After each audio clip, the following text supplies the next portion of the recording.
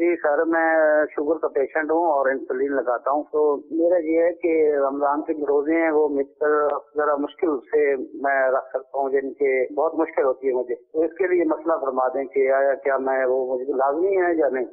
ये वाक़यातन जो शुगर के मरीज़ हैं उनके साथ ये मसला होता है कि वो भूख बर्दाश्त नहीं कर सकते।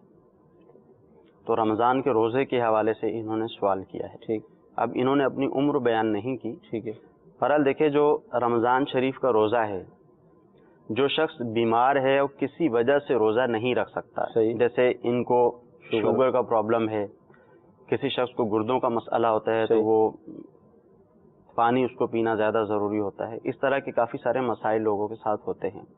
तो ये बात जहन में रहे कि जो शख्स मरीज़ है, मर्ज़ की वजह से वो रोज़ा नहीं रख पा रहा, तो इसको रोज़े का फिदिया वगैरह देने की इजाज़त नहीं है। ठीक है, ऐसे लोगों को हुक्म ये है कि अगर ये मुसलसल रोज़े नहीं रख सकते, अपने आप को चेक करें सही कि ये मुसलसल रोज़े नहीं रख सकते, एक रोज़ा छोड़ के एक रख सकते हैं, नहीं रख सकते, दो छोड़ के एक रख सकते हैं या नहीं रख सकते, या गर्मी के दिनों में नहीं रख सकते, जो सर्दी के दिन होते हैं उनमें रख सकते हैं, नहीं रख सकते।